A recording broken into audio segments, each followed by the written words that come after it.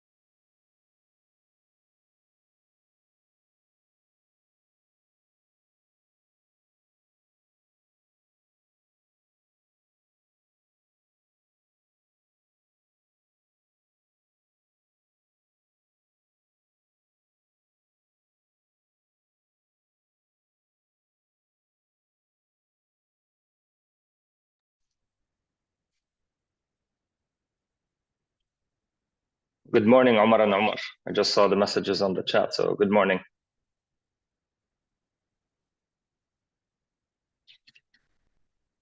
So we're just going to wait till about 5 more minutes, and then we'll kickstart the session.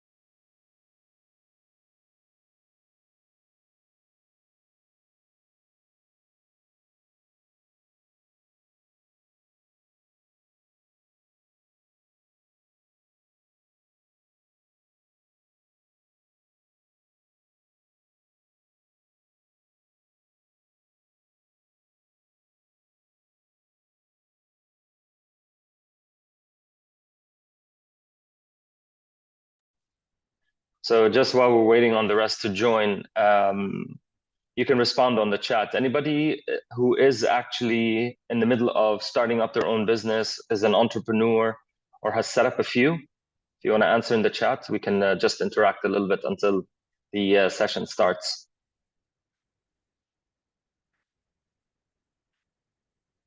Okay, Lalaine, entrepreneur, interesting. Okay. And what sort of startups are they? Are they tech related? Are they F&B, marketplaces? Just to get an idea about um, who's attending today. Tech. Okay, hi Tasneem. F&B, e-commerce. Wow, okay, interesting. All right, well, I mean, for today's session, I'm going to try to keep it as minimal as possible in terms of me presenting to you, and I'll open it up for more of an interaction, so Q&A session, rather than just me talking to everyone and just presenting. Business a few months ago, business development marketing consultancy. Interesting. Educational. Boyan is in ed tech and legal tech. Hi, Boyan. All right. E-commerce, recruitment. Well, interesting. Diverse. Diverse. Okay. Very interesting. Sorry, I keep looking to the bottom left of your screen because I'm looking at my chat just to see the responses. Okay, Lalaine, I'm more than happy to help you out with your startup. She just said that she needs me in her life, so I'm just responding in kind. Okay. Hi, Ali. Hello.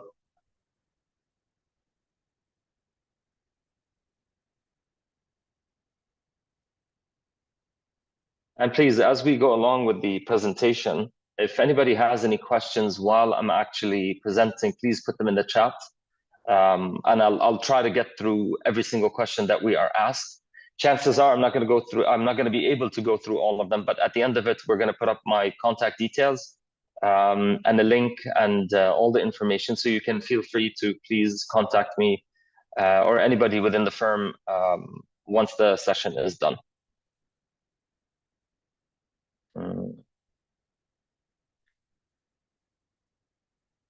Okay. Data science and AI. Interesting.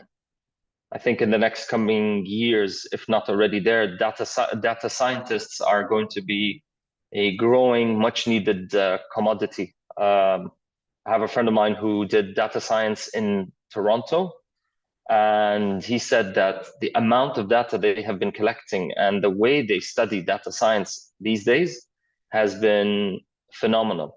I mean, main application at the moment, I think, is with sports. So they look at a lot of data from these athletes, checking, if he has more preference to use right versus left, his kicks, how he hits the ball. It's phenomenal when you get into the whole concept of data science. So if you don't know about it, please do read up. It's quite an interesting subject, I think, at least that and artificial intelligence, which was, if you're one of those people who believe in the Skynet theory or doomsday, AI will be the doom of all of us. So hopefully it won't be that.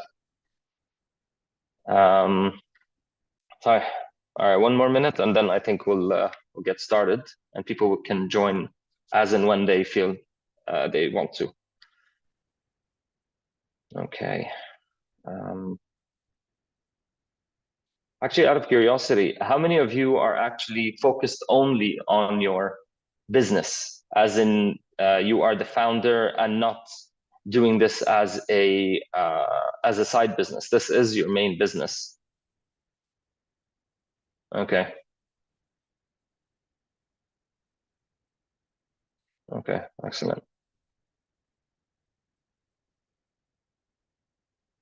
Okay. Interesting. All right. Most of you are actually doing it's the main business. I mean, I have to raise my hat to all of you because being an entrepreneur and starting your own business, I mean, we're on the legal side, so we just help with, the legal side for me is the easier side than running the business. So you have to think of the model, the idea, the customers, the business plan. So kudos to all of you for kickstarting your own businesses. It is quite a challenging endeavor, I think. And when they come to us and some of our clients come to us and say, we're so confused about the legal, I tell them the legal should be the last thing you think about. Not the last thing, the last worry you should have, because the legal side, once you have all the commercial terms and once you have the business thought out, the legal is actually the easiest part. It takes a while. But as we always say, a good legal document between partners is far more important than running the business itself, because as I will explain during the session, partner disputes are on the rise. So, when the startup is created or the company is set up, everything is nice and beautiful. But it's when that one problem or one instance takes place that it becomes a difficult situation between all. So it's very important to make sure that you have all your ducks in a row. All right. Okay, Lise, profession to evaluate, see if possible to launch. Okay, so I'll talk about that a little later. All right. I think we'll get started now. All right, so good morning, everyone. My name is Ahmed Al Khalil. I'm happy to be hosting this session today. So I'm not going to go on about what I've done, and I don't like boasting or talking about myself. So I will just leave this here for a second, and you can always check it out on our website. Just a little bit of information. I'm the head of the corporate department and a partner at Hamdan Shamsi Law Firm. And I wanted to first and foremost thank Creative Zone for their support, for their assistance, and for making this seminar available to everyone. I've been some people have been reaching out from my own contact sphere and saying that we saw that Creative Zone have been promoting this, so I thank Creative Zone for their partnership, for their assistance, and for their help for today's seminar. As I mentioned before, I'm going to keep this very brief in terms of the presentation. I'd rather we focus on questions and answers, which you can put into the live chat. I'll try to go through as many of those questions as I possibly can, as and when we go through the slides. And as I mentioned before to people who were there at the beginning, please feel free to put up any questions you have, even during the presentation itself, and I will try to answer it as efficiently as I possibly can. So this is just a quick summary. Again, we've tried to make it simple enough that it encompasses the life cycle of setting up a business. So the life of an entrepreneur, the business setup, some of the documentation, some funding questions which we get asked a lot for, and then finally just some exit strategies based on the experience we've had in the last, I'd say maybe 4 to 5 years, because it's ever changing. What used to happen with what we call brick and mortar companies has changed quite a lot in recent times with new types of documents, new information, even new strategies for how you set up the companies. And I'll go through them as we move along. Sorry, somebody, Rishad, how to make the presentation big? Right now, it's the video that is big. If somebody from Creative Zone tech team can respond, please. Thank you. Okay, so choosing the right legal structure. More often than not, I'd say 9 times out of 10, most companies being set up in the UAE are under the limited liability company setup, so limit LLCs. And the reason, for anybody who doesn't know the difference between, for example, a sole proprietorship or an establishment, a partnership or an LLC, is the fact that a limited liability company is a separate entity from its founders or the shareholders or partners, whatever you want to call them. That means that, God forbid, should something happen to the company and it's going out of business, or it owes money, for example, to the banks and so on and so forth, being a limited liability company means you are limiting your liability and responsibility and risk to the shares you own in that company.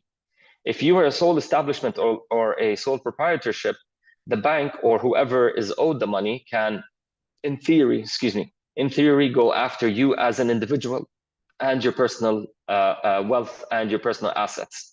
So key point number 1, we always set up companies as a limited liability. We are lawyers. At the end of the day, we're quite skeptical and pessimistic. So we always think of the worst case scenario, which is, what would happen if things turn south and turn sour. So limited liability is a very important part of the company setup. There are certain instances where sole establishments and proprietorships will work, and even partnerships. So law firms, for example, in other parts of the world are considered LLPs, so limited liability partnerships. It's a slightly different structure, but it's similar to the sole proprietorship rather than the LLC.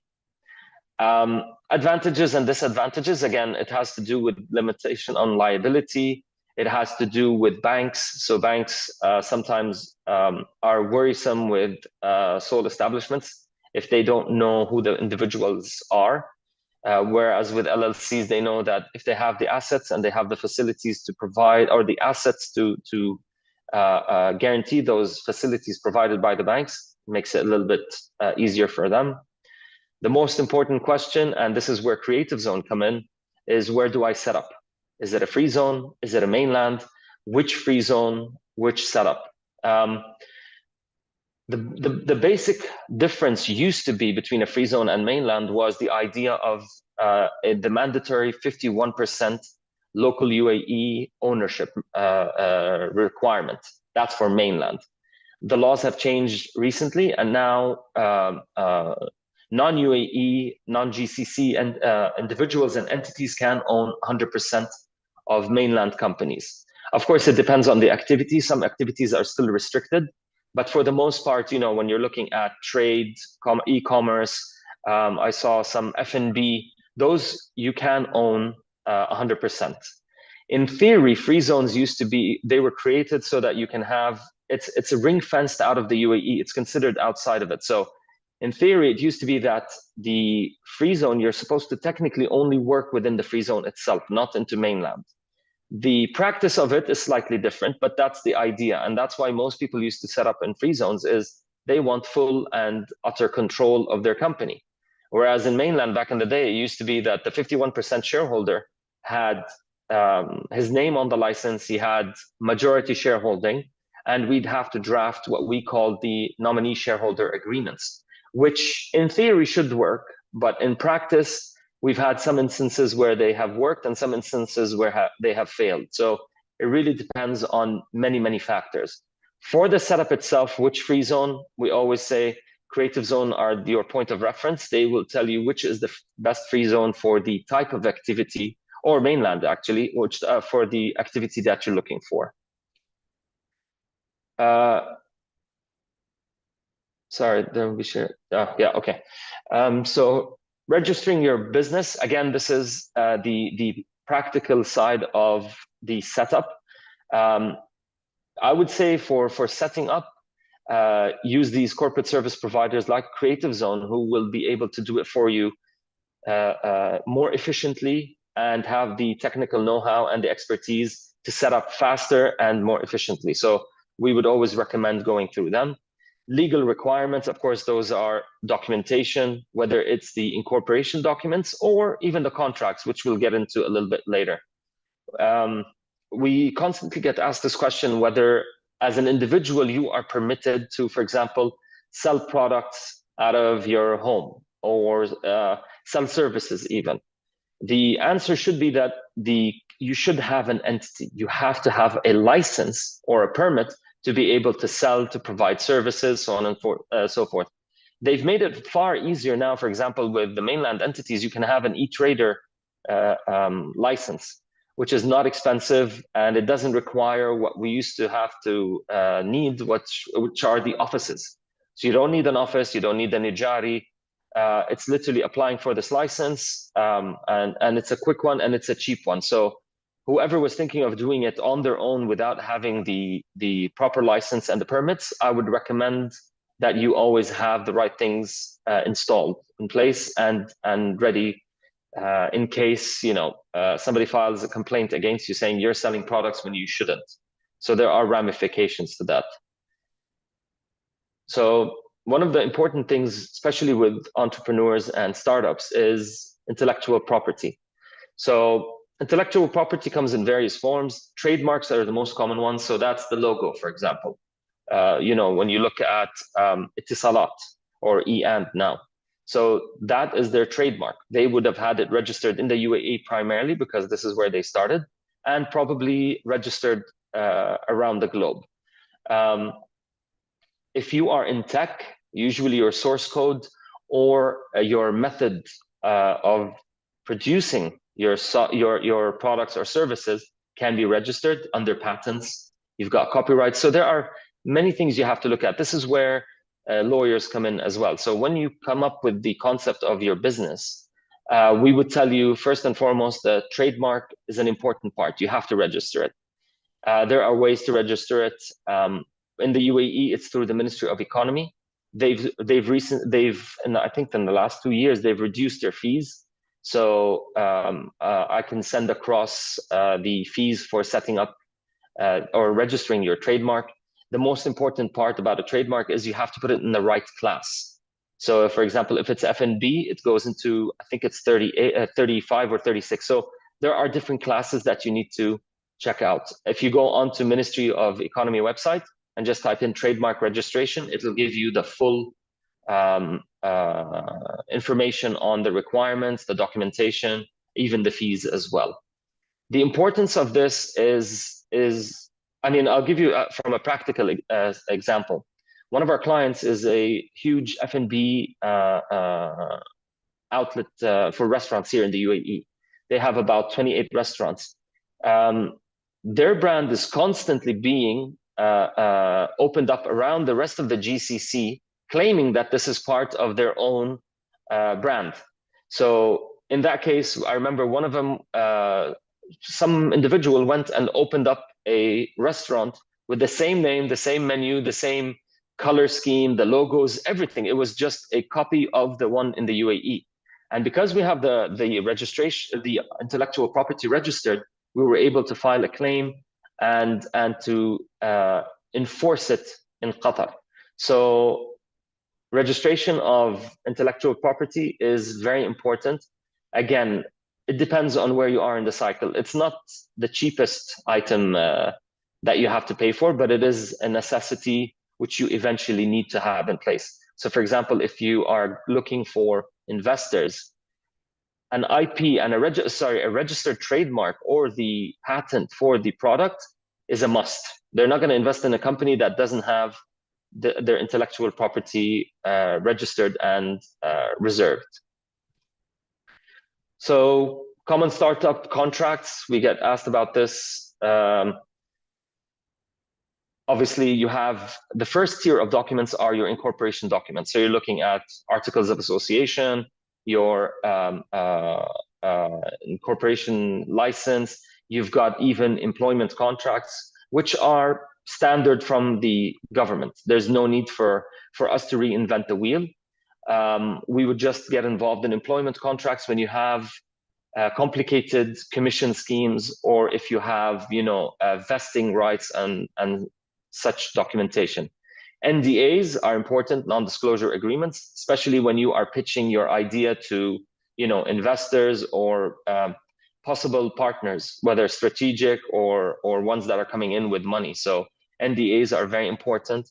Then you've got the ones that are for the running and operation of the business. So if you are an e-commerce website, then your terms and conditions. These are vital documents to have in place. And I can't stress that enough, because we've seen a lot of companies go into a lot of trouble because of the documentation. So they had, they copy-pasted terms and conditions from another website, which is considered plagiarism. So I would say there has to be some customization. You have to make sure that you get the right documents in place, similar with the vendor documents or supplier documents. So depending on your type of business, you have to have the template documents for, if it's, you have one side, which is your clients or customers, and the other side is the vendor and supplier documentation. The single most important document, I think, in addition to your operational documents, is the SHA, which is the shareholders agreement. So articles of association are good to provide you with the, the skeleton for how you run your business. Shareholders agreement, on the other hand, go into more detail. They're the meat on the bone. So we go into stuff like, financial matrix, who is authorized to pay for to make payments on behalf of the company. You can put in the, the partners' responsibilities and obligations. So a shareholders agreement, a well-drafted shareholders agreement, will protect both parties from each other and will help each other at the same time. So if you have that clarity right off the bat, 9 times out of 10, your situation within the courts will become far easier. We've had a lot of issues, I think, within the last year, actually, in 2023, partner disputes have become such a expanding and growing concern. Like I said before, when the parties come in at the beginning of the startup, everybody's excited. They have the concept. They are in the honeymoon period. But as one of my clients once said, we have to talk about the divorce and plan for the divorce before the marriage. In that scenario, I know it sounds very pessimistic, but in that scenario, you already know that if things don't work out between the two of you, you know what the exit strategy and how you can get out of that situation. I can't stress it enough that these documents, the shareholders' agreements, are the most important document that you should have in place. If you don't want to do it at the beginning, just do it at some point if you have partners. I have a comment from Amreen saying that if you are a sole shareholder, then obviously, no, you don't need it. But if at some point in time you're bringing in other partners or equity stakeholders or investors, you will need to have one in place, because that will tell you, for example, voting rights. So what we do is you'd have a general manager who's running the operational side. Then you have a board. The board, at that point, when you have investors, will want to have a seat on the board. So how do you run the board if you don't have the documentation to say, I have one board member, he has 2 board members. What happens if there is what happens if there is a vote which is not favorable to you? There has to be mechanisms in place, and usually these shareholder agreements are put in place. Again, this is if you have 2 or more shareholders at the beginning, or even when you bring in these investors. We get a lot of questions about safe notes and convertible notes. For anybody who doesn't know what a safe note, it's a simple agreement for future equity.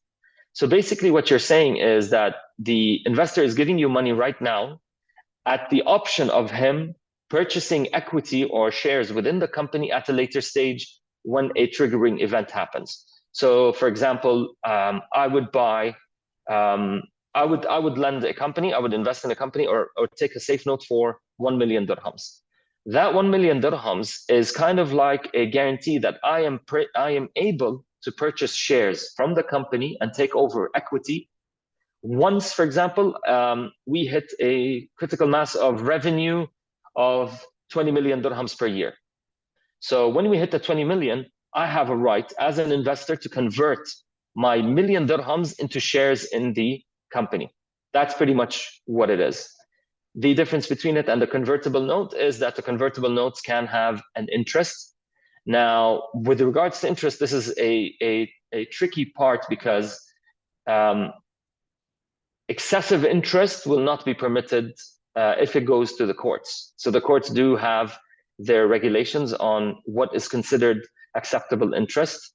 It can't be, if I remember right, I think it was 9% or 12. I don't remember it off the top of my mind, but the interest should be in line with the amount invested and with the business itself. So with these documents, although I haven't seen them being implemented yet within the legal system, safe notes in particular, convertible notes are somewhat more acceptable. Safe notes are what is being used in most countries.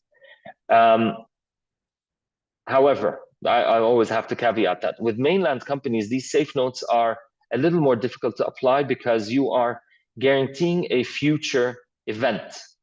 And the courts have a bit of a narrower scope when it comes to these. So if you're going to be using safe notes, we normally propose setting up a holding company in either DIFC or ADGM because they are common law jurisdictions.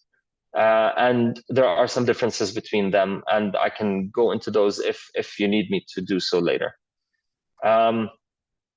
Some ideas about fundraising. We get asked about these, what should I be doing? Or what is a venture capitalist? What are private equity funds? So this is just very, very, very high level. Bootstrapping is when you as the founder are funding everything. So you're paying out of pocket to design the UI and the UX for the website and the program or the e-commerce platform. You are funding the restaurant itself when you're setting up. You have absolute and full control, but in some cases, if you don't have that capital to start with, it's a slower growth because you have to make sure that you are using every penny that you have in the right place at the right time. Angel investors, so it's when you have an idea and a product, but few to no customers. So it's at the early stage. Venture capitalists will come in. They are usually private investors. They will come in and they will give you, their background information, their expertise. They do mentorship programs. So they become kind of like the mentor for you on where you need to go to next. And they do something called pre-seed and seed funding. So this is early stage. This is all you have to remember, is when you have the idea or you have an idea for the product and you have few or to no customers. Venture capitalists, for example, come in when you have a product, but you have a few more customers, but you want to expand. So they're coming in under something we call Series A, Series B, Series C. So, I mean, these are very technical terms and the documentation is the difference between all of them. But what you have to remember is you have to find the right type of investor or partner for you. We've had clients that came in and said, you know what, we don't need the money. We can come up with the money from our own funds, but what we need is a strategic partner, meaning that somebody that can open the doors for them, somebody who has the technical or commercial acumen to take the company from where it is right now into where it needs to go. Sorry. So venture capitalists are usually funds or firms. Another type is private equity. These guys normally come in when you have a pretty established company and you're looking to grow it. So, for example, you've been operational for 5 years, you have a good base, you have a good revenue stream, and you have a good base of customers, but you want something more. Usually with private equity, they are looking for the, it's becoming turning it into a unicorn. And from there, possibly maybe launching it into an IPO, initial public offering. So it really depends on where you are in the stage of your development or your growth, what kind of partners you're looking for, and how much authority are you going to give them. With venture capitalists, angel investors, and private equity, they want some, not all control, but they want to be able to have a large say in what happens in the day-to-day running of the company. Some of them might come in and just say, for the day-to-day, you get to do everything. We will just lie in the board, on the board level, and we will make these, exceptionally difficult or larger decisions. So this is where we have a lot of interaction with these startups, is where we are in the funding phase, the growth, and the type of partners that you're going to be bringing into the fold. This is the key. And I can't stress it enough. And you need to make sure that you have lawyers that understand, one, your product, that understand the concept of, fundraising, because this will be the key. We've had a few clients in the past that have come to us, decided, you know what, I don't want to pay that money for the lawyers, I want to do it myself. And they found themselves that they are running a company for somebody else. It no longer belonged to them. Yes, they have a stake in it, but they don't have the final say because the documentation was not the way it should have been. And with these types of companies, the funds and the angel investors, they have all the money. They've already been doing this for quite some time, so they have the foresight to know that, you know what, I want it to be this way. So another example is having a right of first refusal. So for anybody who doesn't know what that is, it's when you have shareholders in a company and one of the shareholders decides, you know what, I want to exit.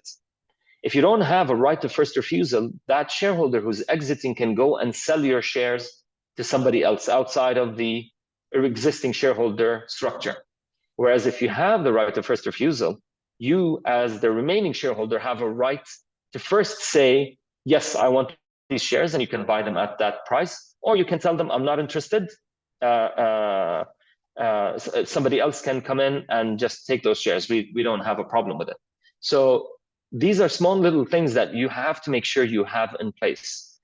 We've seen certain clients who have taken documentation, for example, from England or from the US or Canada, and they've applied, certain provisions in those documents which will never be applied at court. So even though you have them there, from a practical and execution point of view, there's no point to them. So it's important, if it's not us, find somebody who understands the business, who is able to support you on the legal side. It's a crucial matter. Like I said, our client mentioned it.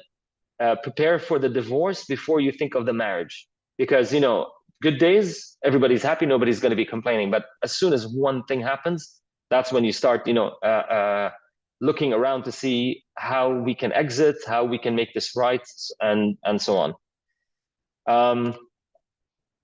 Next stage, usually, people think about is the acquisition. So again, depending on what your strategy is, you might think, you know what, I want somebody to purchase the company, to buy it out completely. I'm out. I don't want to be part of it anymore. I've built it into what I want. I want to completely and utterly exit from it. It could be a third party. It could be the remaining shareholders.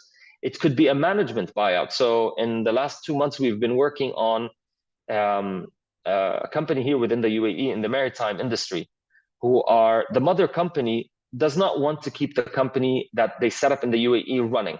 They're like, it doesn't make sense to us. We want to exit. So they were looking to either sell it or liquidate and wind down the company. So the management of this entity in the UAE decided they want to buy out the existing shareholders. So this is called a management buyout.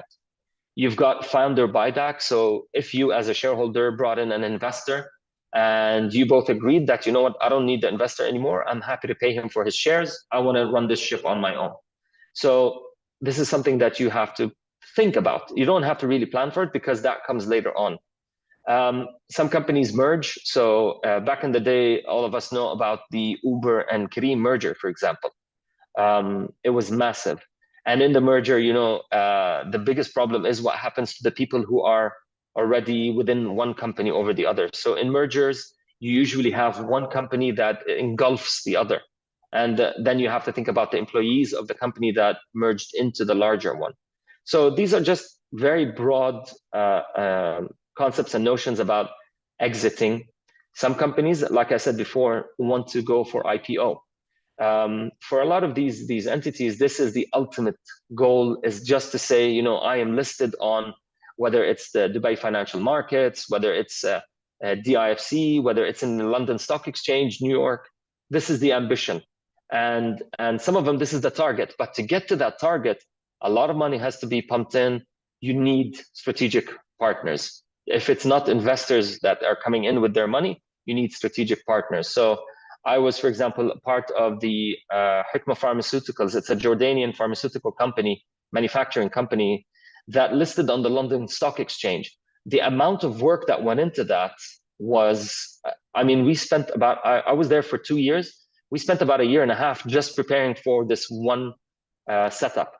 At that point, they had already been around for about 35 years. So IPO, although the ultimate goal is a long road that is, it's not all paved with gold bricks.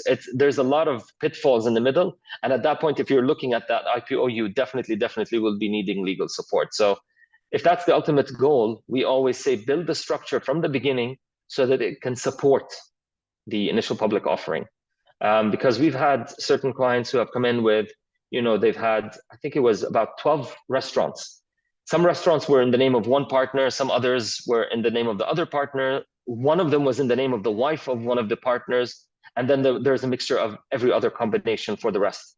So our job at that point was to put everything in order, put in the proper structure where you have a single holding company for all shareholders that own every single one of these restaurants. So the structure is a very integral and important part of the roadmap of where you want to go. I would say the structure, again, this is something you can discuss with Creative Zone, is how do I structure at the beginning? The law firm will be able to tell you how to do it or what you need to do. Then the corporate service providers are the one that will implement that structure for you.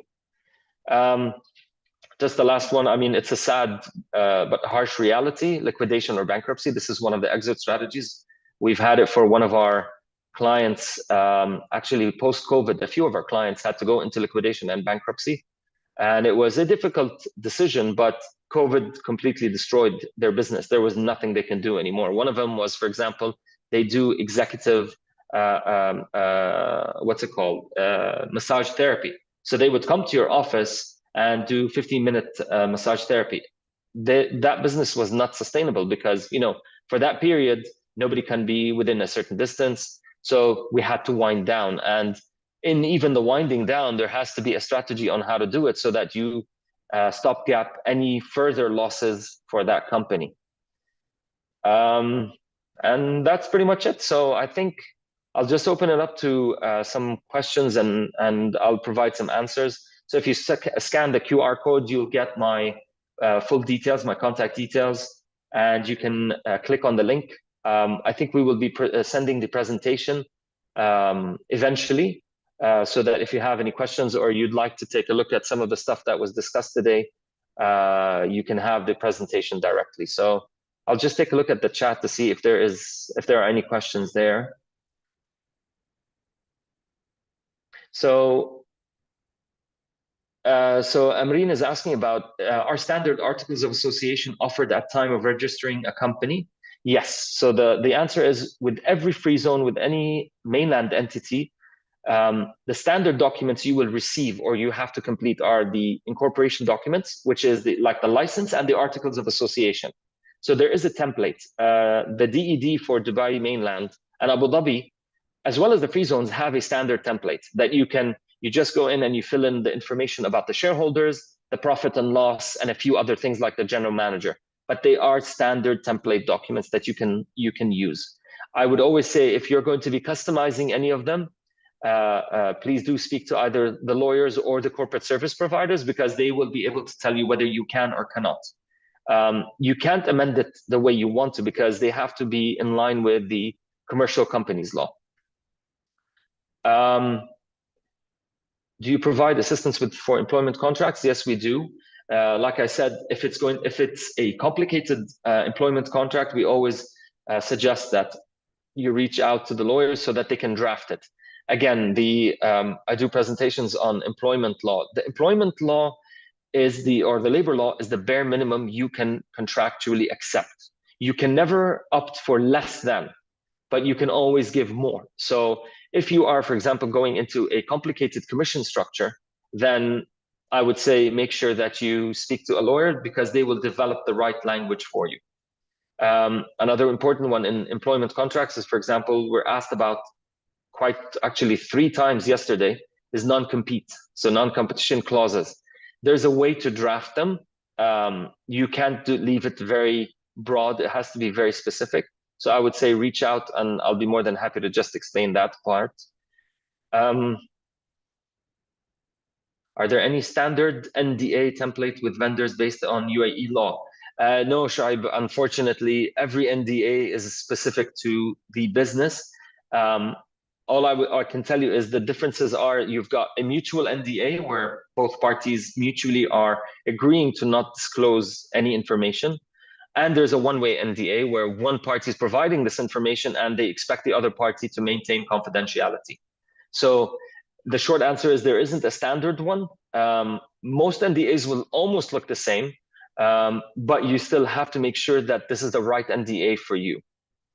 PP and TC for startups, what are the charges approximately? So, hi, Sheikh. What's the draft PP? What's the PP stand for? So the terms and conditions, yes, we do the terms and conditions for the business. The short answer on cost is it depends, the privacy policy as well. So in short answer is I can't give you that number, because you can have terms and conditions which rely on very complex matters and ones that are very standard. You're looking at anywhere between probably 7,500 dirhams up to 70, 80,000 dirhams, because it depends on the complexity and depends on the level of detail you're looking for and the business itself. So we always say, let us have that conversation with you, have that first meeting, we understand the business, and then we send across the quotation for the work that needs to be done. NDA, should there be one before pitching? How about if they refuse to sign? Okay, so our advice is always, yes, do have an NDA in place before you pitch to any investor. Any investor who's been doing this for a little bit of time would appreciate you sending the NDA. And I would say if they do not accept signing the NDA, ask them for their version, which you can review. Or if they're not willing to sign on one, then I would tell you be cautious, because there's no harm in signing an NDA. You are just confirming that nothing you discuss with me here is going to be used, and I'm not going to be breaching confidentiality. So for me as a lawyer, again, I'm very pessimistic that way. If somebody refuses to sign the NDA and refuse to give you one from their side, I would be very cautious. That would be my advice, because there's absolutely no reason why they shouldn't accept one. Okay, so what are the penalties for delaying the renewal of a business license? This I would suggest you get in touch with the free zones themselves, or with Creative Zone. They'll be able to tell you. Each free zone has their own what's it called, penalty list, or fees, fines, and delays. So it really depends. It's on a daily basis. So I would tell you, be cautious of that. More often than not, they are on a daily basis. I don't know how much it is, so I would suggest you reach out to them directly. Okay, cash flow, yeah. How is it with the new corporate tax? Will I need to register there even when I'm in a free zone and doing business only outside UAE? So the short answer is yes, you will still need to register, but you will be taxed at 0%. So all companies should be registering for corporate tax, but whether you pay the 9% or not will be the difference for you. Again, we don't give advice on corporate tax. We would suggest that you reach out to to accountants or tax advisors. They'd be able to provide you with the accurate information. Can we have a business partner in projects instead of having him as a partner? That's actually a very good question. Thank you, Ofa. So a lot of the times when we're sitting and we're discussing companies with clients, they come to us and say, oh, we're going to be bringing in the shareholder, we're going to be doing X, Y, and Z. Our first question actually is, do you really need him in the business? Does he want the business, or does he want just a share of the profit? So if he wants a stake in the company, then yes, you will have to agree on his percentage, how much he's bringing in, so on. But as an alternative, we do suggest something called a joint venture agreement, or an unincorporated joint venture agreement, which means that I, as the company, will bring in, the technical know-how. He will bring in the money, the contacts, so on and so forth. We're coming together under this agreement for a specific purpose. And that purpose is, to service clients, to produce a product, so on and so forth. And any revenue generated from this specific scope will be split in a specific way. So yes, in theory, you can have agreements with people, partnership agreements, collaboration agreements, unincorporated joint venture. It really depends. It's just renaming it in different formats. But if you don't want them to come in as equity and you don't need to, I would always tell you, bring it in this way. It's also called revenue sharing. So you can have these agreements instead of having them as partners with you in the business, if they're only interested in profits. A license. Okay, can you have a multiple business license under one company? For example, a license on gold trading, a license and any other product separately. The short answer is no. What they have usually with company activities, they would have an umbrella activity and then subcategories below it. So, for example, trading in commodities, it will have specific ones under it which you are permitted to do. If you are going onto a separate umbrella activity, for example, we're a law firm. If we wanted to have a license for, tax advisory, accounting, we would have to bring in a separate license, and we won't be able to do it under our own. Again, the authorities and Creative Zone will be able to answer the questions whether you can or cannot. But in theory, you can't. No, it has to be within the same relative umbrella activity. What would you suggest legally for mobile application development, such as e-card and so on? In terms of what? In terms of setup? I would tell you the most important thing when you're using developers, for example, make sure your documents are airtight.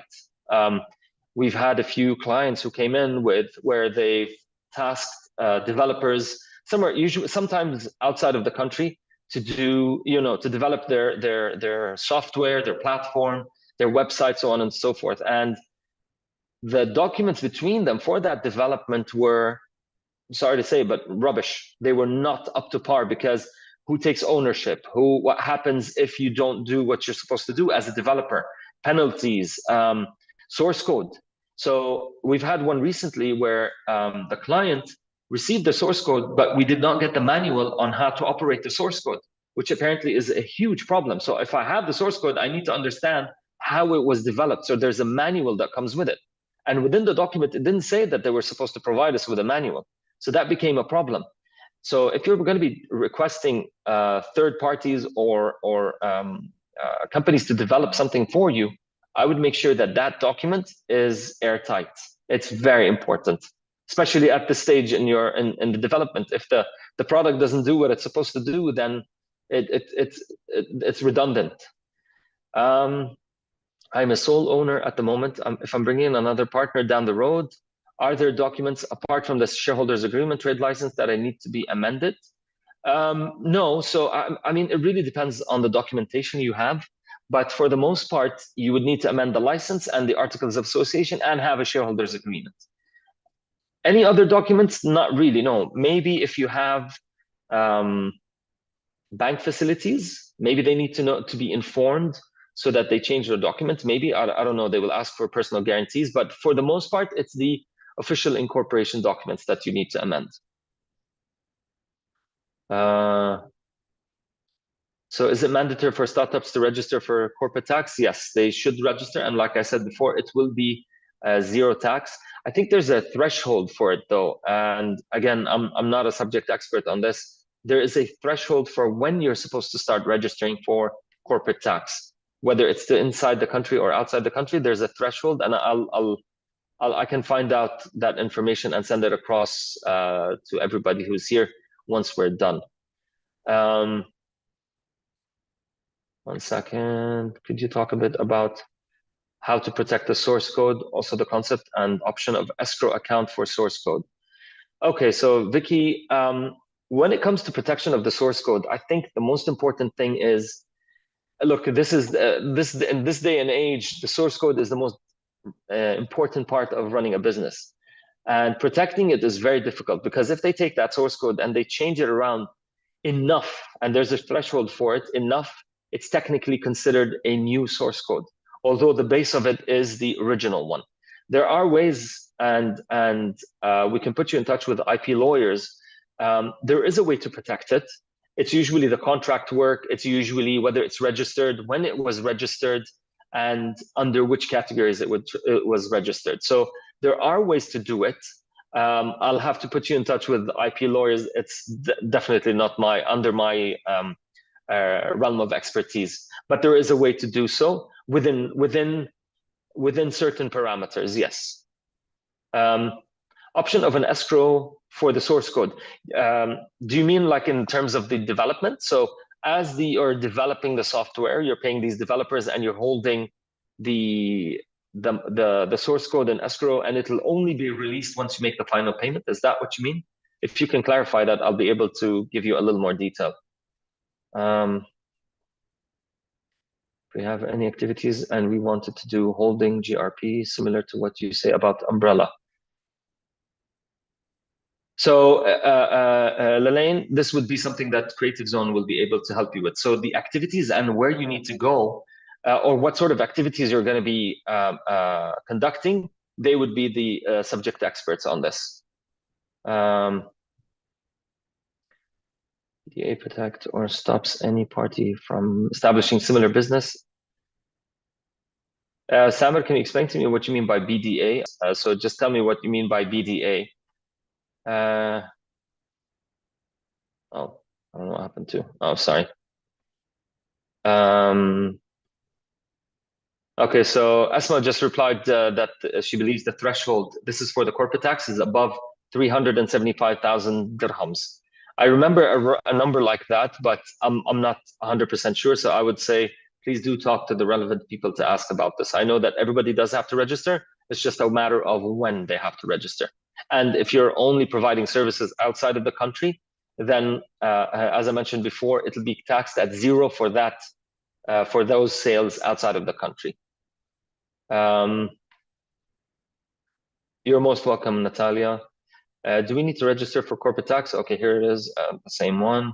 What is your advice for someone who will open an online service company now, but all alone with no money? All right, so you would still need to do some form of online service company, as in what? For example, like providing, copyright services or translation services or something of the sort. You would still need to have a license, unfortunately. You can ask about these e-trader licenses, these freelance licenses, which are not a lot. I think, if I'm not mistaken, it's around 1,500 dirhams. It is a good chunk of money, but it's, in the grand scheme of things, 1,500 over the year is not too difficult to obtain. So I would ask about the freelance licenses or the e-trader one. Side UAE business. Sebastian, I agree with you completely. I'm still confused with this whole corporate tax matter. So definitely, I need to speak to the tax accountants as well. Okay. The company is asking for VAT certificate, and we don't have VAT TRN yet, as we didn't reach the 3K threshold. So yeah, we have clients, for example, who don't have the TRN certificates, and there is a way around it. You don't really need the TRN certificate if you are not within the threshold. They should understand that the TRN is required at certain points, but if you haven't met that threshold, then you will not have that TRN. So you need to speak to them directly and figure out how to work around it, I would say. Oh, Samer, okay. NDA. Okay, let me just go back to your question. Where's Samer's question? Sorry, 1 second, everyone. Actually, Samer, if you don't mind just reposting it again, I can't seem to find it. Just put in the question and oh, here we go. Does the NDA protect or stop any party from establishing similar business? Difficult one. So the short answer is it won't stop them from creating a similar business. What it will do is provide you with evidence for you to file a case to claim compensation for them using information that you provided them during your meeting, during your presentation, any documentation that you presented to them to show that they've already signed an NDA with me and they are breaching confidentiality. Now, that's the theory behind it. The practical side, it's a very difficult one. How do you prove that they used your information? Unless it's an extremely similar one where they are talking about the same exact product, same service, and it has some elements. It's a very difficult, it's not an impossibility, but it's a very difficult case to file. No, not to file, a very difficult case for you to actually win. Not impossible, but we have to figure out how to prove that they were actually in breach of information that you provided them. So if it was a very unique product that doesn't exist, for example, globally, it's a little easier if that makes it a little more comprehensive. I have a tour license, travel and tourism. I have a tour license, and I'm going to open my company next week. Oh, okay. Good luck, Lise, and please feel free to reach out if you have any questions. Happy to help. In a free zone, on what is the last taste? Oh, Shaib, I have no idea. He's asking if corporate tax is valid for all companies in a free zone. Short answer would be yes. What is the last date to comply with it? I couldn't tell you if I knew. No, I don't actually have that answer, unfortunately. I don't advise on corporate tax. Okay, did I miss anyone else's questions? I'll leave it open for a few more minutes in case somebody has anything to ask further. Okay. Interesting. Okay. I guess we can keep the chat open for another 5 minutes until if somebody has a question for me. Otherwise, I will just keep rambling on my own. So, do you have an office in Abu Dhabi? No, we do not. Our physical presence is only in Dubai. We have right of audience with Abu Dhabi. We have clients from Abu Dhabi, and we represent our clients in the Abu Dhabi courts. So we're constantly going up and down between Dubai and Abu Dhabi, but we're located in Dubai for the time being. Plans are later on, maybe. We do a lot of online meetings. So whether we're physically present there or not, we can have an online meeting if that makes it easier for you.